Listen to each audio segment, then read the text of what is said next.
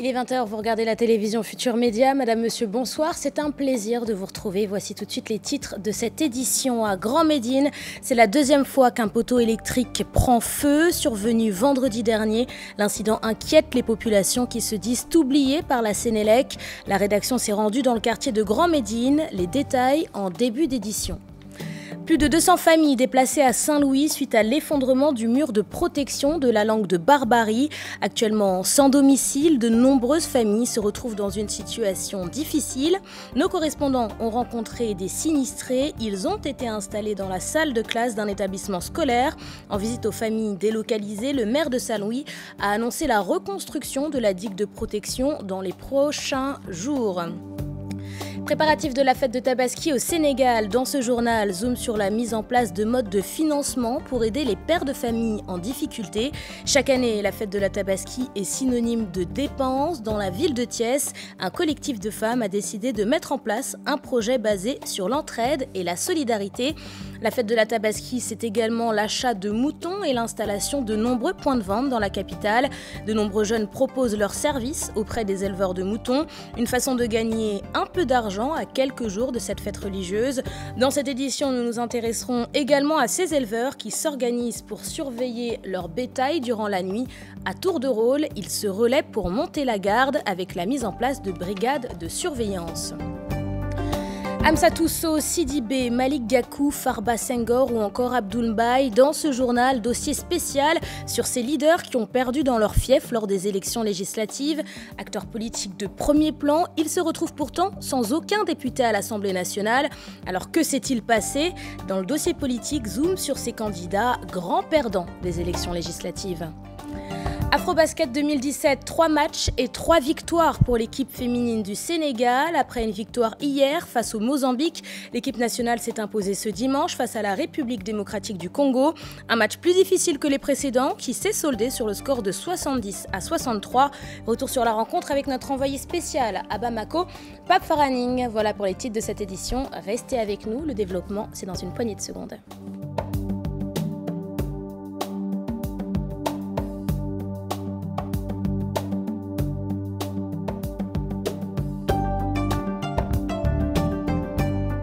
Bienvenue à vous tous et merci de vous informer sur la télévision Futur Média. Un poteau électrique a pris feu vendredi dernier dans le quartier de Grand Médine. Dans la localité, c'est la deuxième fois qu'un tel incident se produit. De quoi inquiéter les populations qui se disent oubliées par la Sénélec. C'est un reportage, il est signé Cheikh Hassan Affal et Diafaraba. L'incident avec les installations électriques à Grand Médine continue de faire couler de la salive à ces riverains qui sont toujours sous le choc. Les poteaux sont trop proches des maisons et l'incendie de la fois passée aurait pu tuer quelqu'un. On a déjà 2 poteaux qui ont pris feu et on risque d'avoir d'autres poteaux qui vont prendre feu. J'ai pris un taxi pour amener mes enfants loin d'ici. En fait, loin d'être inédit, c'est pas quelque chose de nouveau ici. Pour dire vrai, des poteaux électriques brûlent à chaque fois qu'il pleut. Des installations électriques jugées archaïques par la population. Les installations électriques ne sont pas bonnes. Nos vies sont en jeu. Mais à part ces soucis liés à l'électricité, Grand Médine rencontre d'autres difficultés. Nous n'avons pas de canalisation et pas d'assainissement aussi. La pluie tombée sur Dakar ce vendredi a créé la panique en provoquant l'incendie d'un poteau électrique. Un fait déplorable et dont Grand Médine implore la résolution le plus rapidement possible. Je vous le disais en titre, avancée de la mer à Saint-Louis, suite à l'effondrement d'un mur de protection. 210 familles ont été déplacées sans domicile. Certaines sont actuellement dans une situation précaire. C'est le cas de ces familles relogées dans la salle de classe d'un établissement scolaire. Ousseynou Diop et Habib Sek les ont rencontrés. On suit leur reportage. À Sankaba, le mur de protection a complètement cédé il y a quelques heures. Les familles touchées se réfugient dans les écoles de la commune. Sur les 210, 73 vivent actuellement dans cet établissement primaire. Ici, la vie reprend son cours. Dans cette école à Ndartout, les enfants jouent au football, d'autres au saut à la corde. Et les dames assurent le thé après une nuit très mouvementée. Dans cette salle de classe, il y a au total 3 familles. Comme vous le savez, nous ne pouvons plus vivre au bord de la mer à cause des vagues. C'est très difficile de dormir ici. Imaginez 4 familles dans une salle de classe. Je ne peux même pas vous expliquer ce que nous vivons dans cette école. Toutes ces familles ne peuvent plus vivre au bord de la mer. Elles sont obligées de reconstituer la vie normale. Mais cela semble être très difficile. On n'a pas le choix. Nous sommes obligés de rester ici, dans nos anciennes maisons. L'eau coule partout et c'est un danger permanent. Il y a plusieurs familles dans une même chambre. 4 familles, 4 mères de famille, 4 pères de famille. Est-ce qu'ils peuvent vivre dans une même chambre? Ce n'est pas possible. Avec leurs enfants. Vraiment, c'est trop difficile. En Dartout, les sinistrés réclament des logements avant l'ouverture des classes. Aujourd'hui, la mer a fait des pas de géant vers le quartier. Nous sommes conscients qu'il n'est plus possible de vivre sur le littoral. Vraiment, nous assistons.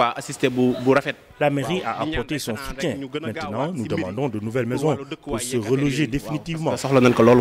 Plusieurs dizaines de familles ont quitté spontanément leur maison. L'État sénégalais a promis d'accélérer les travaux de la digue de protection, d'un coût global de près de 4 milliards de francs CFA. Et suite au déplacement de plusieurs familles dans la ville de Saint-Louis, le maire de la ville annonce la reconstruction de la digue de protection dans les jours à venir. Mansour Faye s'est exprimé alors qu'il rendait visite aux familles sinistrées. Écoutons le maire de la ville de Saint-Louis. Ses propos sont recueillis par Ousseynou Diop. C'est des mesures d'urgence pour un petit peu accompagner les familles en termes de vivres, c'est-à-dire donc du riz, de l'huile et du sucre. Et demain, chaque ménage recevra donc une enveloppe de 50 000 francs CFA pour leur permettre de faire face à des dépenses quotidiennes et des dépenses urgentes. Présentement, il y a la digue de protection qui sera réalisée d'un coût de 4 milliards environ. L'entreprise a déjà installé sa base de vie et que les travaux vont démarrer incessamment. Pour moi, incessamment, c'est dans quelques jours. À la suite de ça, il faut nécessairement que nous regardions comment protéger davantage. Puisque le mur de protection qui avait été réalisé par donc, les colons, si je peux m'exprimer ainsi, un mur de plus de 100 ans, ce mur-là, maintenant, il ne reste pas grand-chose. Une bonne partie de ce mur s'est effondrée. Il faut trouver des solutions durables, en tout cas pour préserver la langue de Barbarie. Et là, l'État va prendre toutes les dispositions nécessaires pour le faire. Certainement, donc, une bande de sécurité sera dégagée, parce que ce qu'il faut retenir, les concessions sont vraiment jusqu'au niveau du mur. Et aujourd'hui, il va falloir dégager donc une bande sécuritaire d'une dizaine, une quinzaine de mètres de large sur toute la longueur donc, de la langue de Barbarie. Lutte contre la malnutrition à Kolda, en zone rurale, des associations pour la protection des enfants mobilisent des jeunes filles de la localité regroupées au sein de clubs. Ces jeunes filles ont pour mission de sensibiliser les populations pour une meilleure alimentation. Je vous propose de suivre cette correspondance. Elle est signée Abdoulaye Diallo. wàllu malnutrition dafa nekk lu soxal lool askanu diwaanu Kolda rawatina ci ñi féete ci kaw gi lu mel ni ca Nemataba Mandeng di ab gox yu bokk biir commune Tanka.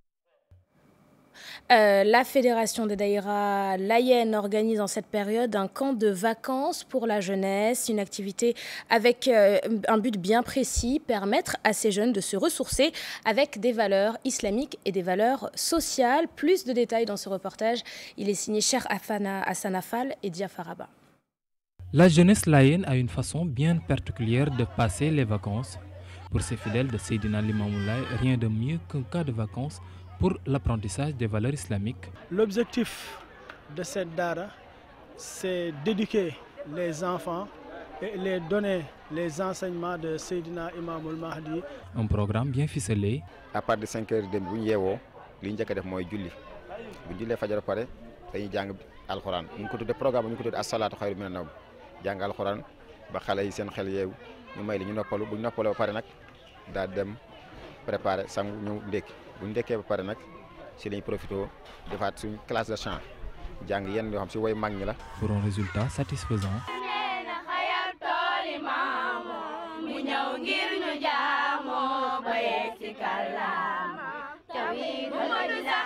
Et des jeunes qui ne se lassent pas de revenir. Pour la première édition, nous avons eu 67 Benjamin. Deuxième édition, 144. troisième édition 203. Maintenant, actuellement, à la 4e édition, nous avons eu 258 Benjamins que nous gérons. Provenant de différentes zones de la capitale, ces jeunes profitent pendant 15 jours de ce temps de vacances pour se ressourcer des valeurs islamiques et aussi sociales. Un dimanche marqué par une belle action citoyenne. Dès ce matin, une opération de nettoyage a été organisée pour débarrasser la baie de Han de ses nombreuses ordures.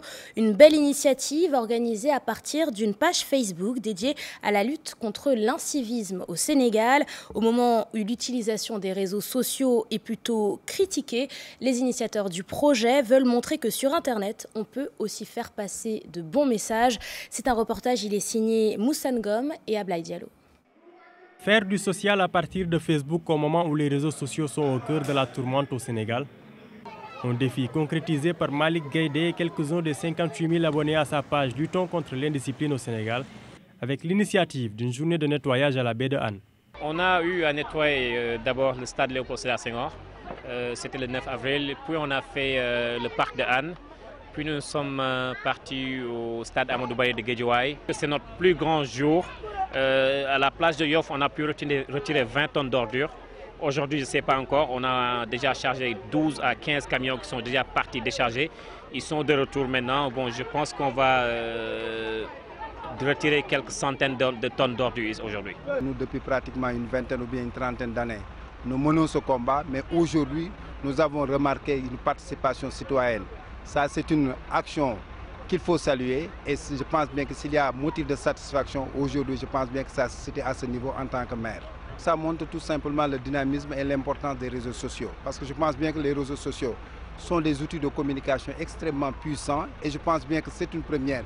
De plus en plus suivi par les internautes depuis sa création, cela fait 2 ans que la plateforme digitale se donne pour objectif de dénoncer les actes d'incivisme de certains Sénégalais. Mauvaise conduite, jet sauvage d'ordures, qu'un acte anarchique n'échappe aux appareils de photos des témoins avec parfois des conséquences pour leurs auteurs. Le credo, c'est tout d'abord de sensibiliser, montrer le bon exemple, dénoncer tout ce qui est indiscipline, apprendre aux gens ce qu'il faut faire, ce qu'il ne faut pas faire, parce qu'il y a des gens qui ne savent pas et il faut oser le dire. On a pu toucher un maximum de 979 000 points quelque chose par semaine en 6 jours. Donc au minimum on touche jusqu'à 400-500 000 personnes par semaine. Un exemple d'activisme qui devient imité dans plusieurs pays, notamment au Mali et en Mauritanie. Aujourd'hui, la page est à l'origine d'une association qui se dit plus d'éducation civique que de dénonciation et ses membres comptent bien aller jusqu'au bout de leur combat citoyen.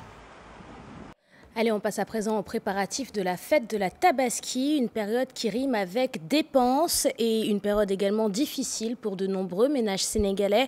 Dans la ville de Thiès, un collectif de femmes a mis en place des modes de financement afin de permettre aux chefs de famille d'acheter un mouton plus facilement. Il s'agit de financement acquis sur fonds propres et d'un projet basé sur la solidarité. Les détails avec nos correspondants à Thiès, Charanta Diop et Saïla Tir.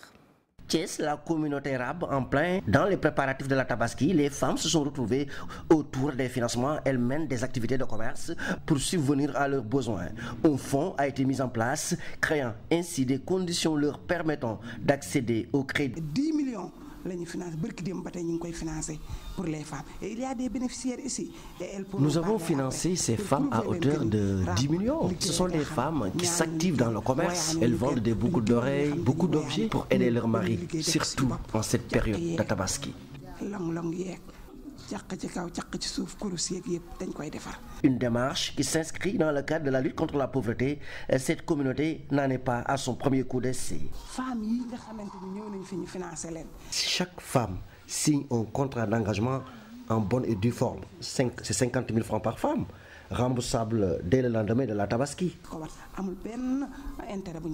Un bel exemple de solidarité, surtout en cette période de Tabaski où les lourdes charges financières pèsent sur les familles.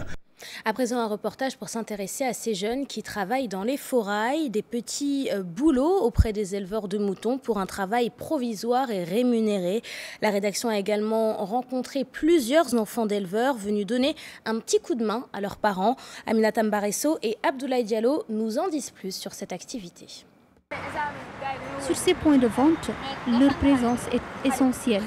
Sous l'œil attentif des parents, ces enfants s'attellent à des petites tâches comme le toilettage des béliers. Comme ça, mon Si mon grand-père vend des moutons ici, je l'aide dans la préparation de l'aliment du bétail. Et quand il y a nécessité également de faire le toilettage du mouton, j'habite dans le même quartier que le propriétaire de ce site. Je fréquente souvent ici et je l'aide à rendre le site beaucoup plus propre, histoire d'attirer la clientèle.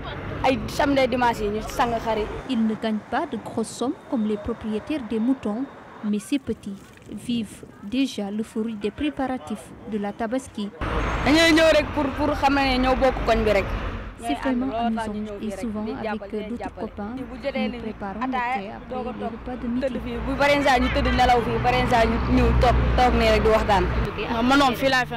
Moi, je passe la nuit ici avec mes parents pour surveiller. Pour allier ces tâches temporaires et les grandes vacances, un petit réaménagement du calendrier s'impose alors. Ces temps-ci, je vais juste aux entraînements et je reviens. Je passe presque la totalité de la journée sur ce point de vente. Le matin, quand je viens ici, je reste toute la journée avec le conducteur et je l'aide dans certaines petites tâches. Et le soir, je retourne à la maison et je revise quelques leçons également. Ça fait partie des vacances.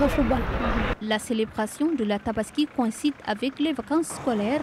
Ces petits métiers autour des points de vente de moutons, un moment de loisir pour certains écoliers qui n'ont pas eu la chance d'aller dans des camps de vacances. Les moutons envahissent la capitale dakaroise. Pour sécuriser leurs points de vente durant la nuit, de nombreux éleveurs s'organisent en brigade de surveillance. À tour de rôle, ils se relaient pour la garde et pour surtout garder un œil sur les moutons dont le prix peut parfois s'élever à près d'1 million de francs CFA. Pour davantage de sécurité, les éleveurs demandent l'éclairage de leurs points de vente ainsi que la présence des forces de l'ordre. C'est un reportage, il est signé d'Issa Prira et Ababakar Kamara. Diène Sarr et ses amis ont installé leur quartier général non loin du rond-point de Yoff. À l'approche de la Tabaski, ces éleveurs exposent leurs moutons en attendant de potentiels clients. Sarr et ses camarades proposent différentes races de moutons et en quantité.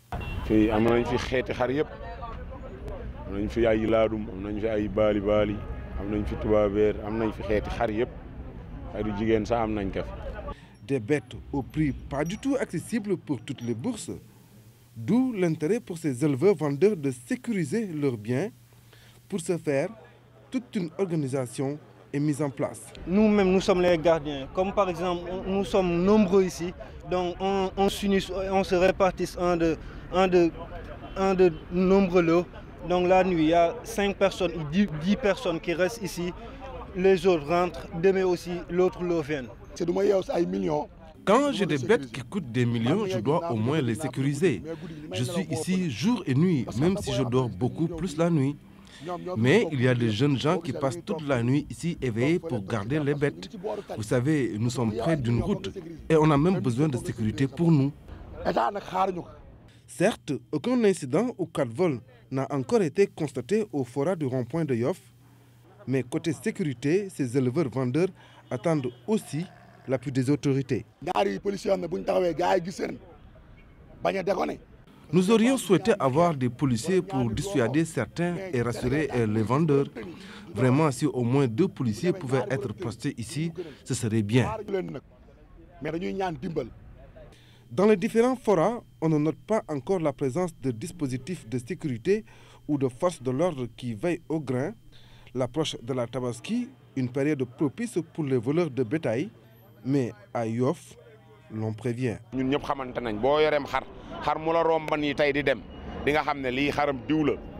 Voilà, on referme cette page consacrée à la fête de la Tabaski pour passer à la politique avec les élections législatives du 30 juillet dernier. Un scrutin polémique aux résultats surprises pour de nombreux candidats. Plusieurs leaders ont perdu dans leur propre fief et se retrouvent sans député à l'Assemblée nationale. C'est le cas d'Amsatou Sidibé, de Malick Gakou, de Farba Senghor ou encore de l'ancien Premier ministre Abdoul Mbaye. Alors, qu'est-ce qui n'a pas marché? Quelles leçons retenir pour ces grands perdants du du 30 juillet 2017.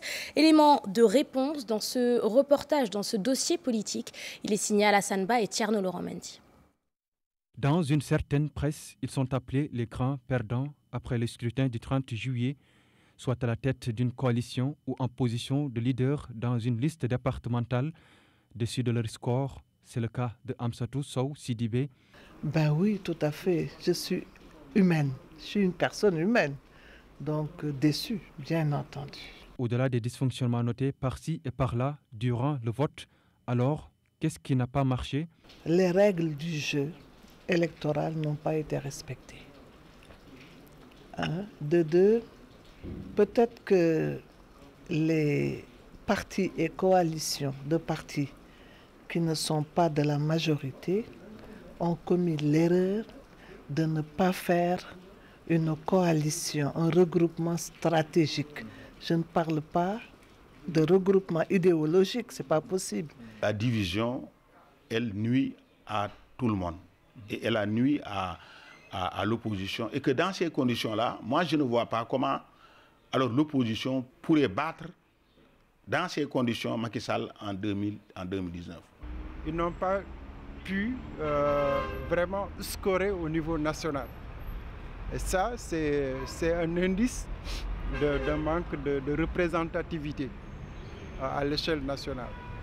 Bon, maintenant, il y a un deuxième niveau de lecture aussi. Ce ne sont pas des leaders ancrés dans les départements et les communes.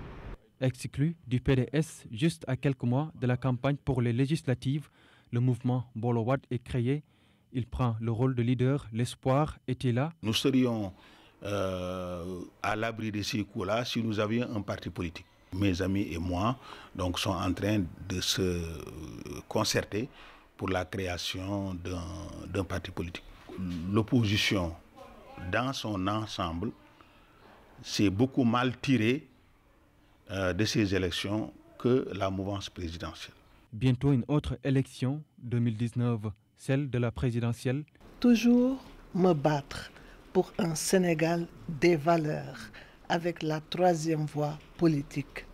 C'est ça. Si jamais le Sénégal refuse ce Sénégal des valeurs, ce qui risque de se passer, c'est qu'on n'aura pas un Sénégal du développement ou de l'émergence. Nous sommes en train d'analyser les résultats, de discuter entre nous pour voir ce qu'il faut faire pour l'avenir. Est-ce qu'il faut créer un parti? Mais la majorité qui se dégage pour le moment est la création d'un parti. Et je crois qu'une fois que nous aurons ce parti-là, à ce moment-là, nous déciderons. Il faudra que ces leaders-là évaluent pour voir objectivement quel est le décalage réel entre la prétention et la réalité. Ça, c'est très difficile pour un leader comme Gakou, par exemple. Est-ce qu'il va aller seul? Pour des citoyens rencontrés, voici ce qu'ils en pensent. Le fait de perdre, ça ne veut pas dire que la personne tuera quand même, je ne sais pas, le désespoir. Il faut avoir de l'espoir et aller en avant. Les leaders doivent faire tout pour être ensemble, être de discuter. 47. Alors c'était prévisible, ils ne pouvaient pas tous avoir quelque chose. Le scrutin du 30 juillet restera dans les annales avec son lot de contestations, de dénonciations, mais également de déceptions pour ses leaders politiques. Je crois qu'il y a aujourd'hui un problème sérieux à régler, c'est la régularité des règles du jeu. Et pour ça, nous avons d'ailleurs une solution que nous proposerons sous peu.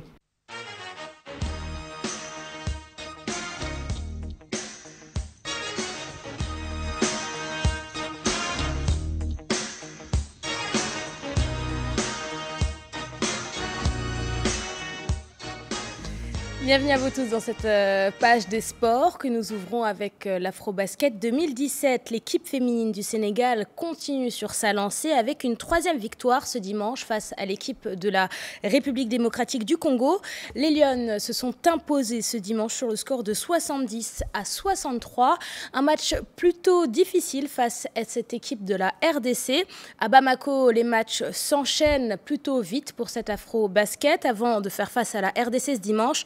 Les Lionnes ont joué 2 matchs en l'espace de 24 heures. Alors les Lionnes ont-elles perdu en fraîcheur? La fatigue physique peut-elle expliquer les difficultés rencontrées par les joueuses sénégalaises?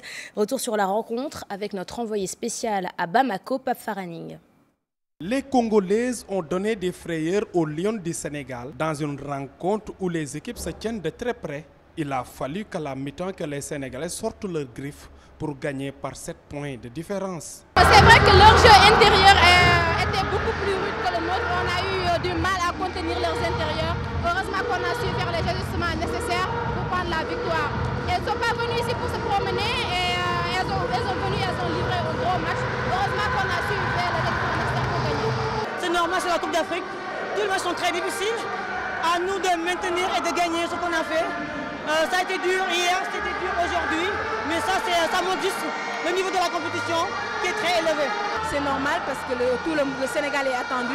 On sait que le Sénégal, chaque match qu'elle va jouer, ce sera une finale et que c'est l'équipe à battre et nous on est conscients de ça, donc on prendra match par match. Malgré 3 défaites, l'équipe congolaise a dominé au rebond offensif pour mettre en difficulté les championnes d'Afrique en titre. Je pense déjà dans le groupe, il y a beaucoup de filles qui ne croyaient pas que déjà on tenait tête au Sénégal. Je pense que c'est ça qui s'est passé un peu, mais bon, c'est le match, le Sénégal a plus d'expérience que la République démocratique du Congo, on doit le reconnaître. Mais bon, voilà, on a perdu. C'était un match difficile, on savait qu'on avait en face les champions en titre et que rien n'était impossible, mais certes difficile. Je pense qu'on a développé un jeu qui a mis le Sénégal en difficulté. La qualification acquise avec 3 victoires en autant de sorties, l'équipe se projette déjà sur les prochaines rencontres. Je les respecte. C'est des potentiels. Après, c'est deux styles différents. Après demain, on va rencontrer un style arabe, fait de technicité, d'adresse. Après demain, le Nigeria, tout en puissance. Une équipe redoutable, mais que nous ne craignons pas.